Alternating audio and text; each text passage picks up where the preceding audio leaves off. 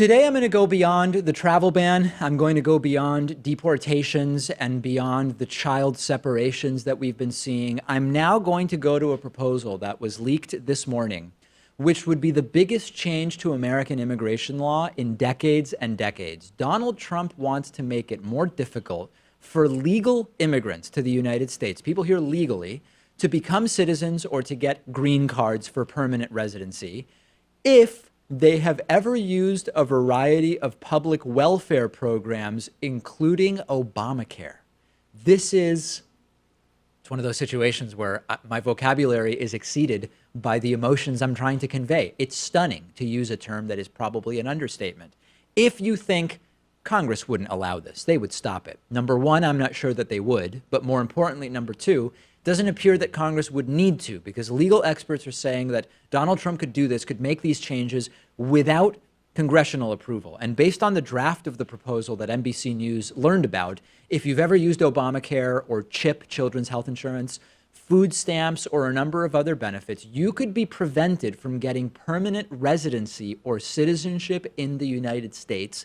20 million immigrants could be affected, in particular immigrants who work jobs that don't pay well and would be likely to utilize some of these welfare programs.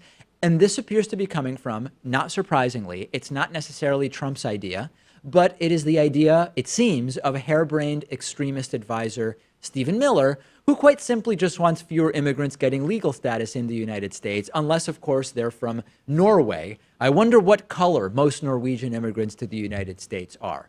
Informally, this is already taking place. NBC News spoke to immigration lawyers in 4 different states, here in Massachusetts, Tennessee, Virginia, as well as in California. They all said that they're noticing more and more of their clients being rejected when they apply for green cards and for citizenship. And this is an attempt to scale up the policy and make it more official. I still can't get past the fact that Trump's own wife is an immigrant. Melania's parents are now here. Why are they here? Are they the best, which Trump claims to want? I don't know. Maybe they are, maybe they're not. But beyond the personal hypocrisy, doesn't Trump understand how many of the best people we have in our country contributing in ways that are considered American, that are economically stimulative?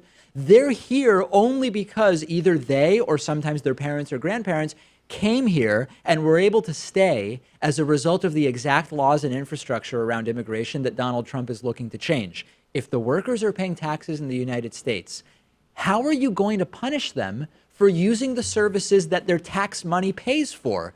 If you used roads as an immigrant, then you're not going to be able to become a citizen. Well, hold on, I worked and my taxes pay for those. I'm not allowed to use.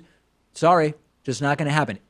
That would be the next step. It's an exaggeration, but that's effectively what we're talking about. Programs you pay into, you're punished for receiving benefits from. Right, like perhaps the argument would hold up when you're talking about undocumented immigrants because they don't pay too much in taxes. I mean, there are sales taxes and things here and there.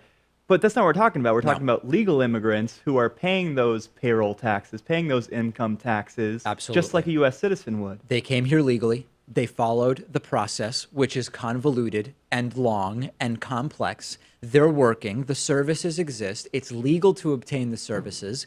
And you're going to punish them for it and say you're not getting a green card or you can't get citizenship. This is retrograde, dark ages stuff. We're in reverse and Trump's mashing the accelerator and we need him out ASAP. And at this point, vote in November, right? We got to take over the House. We've got to take over the Senate. But this is a change which doesn't require congressional approval. So November very quickly is becoming just a pit stop on the way to 2020.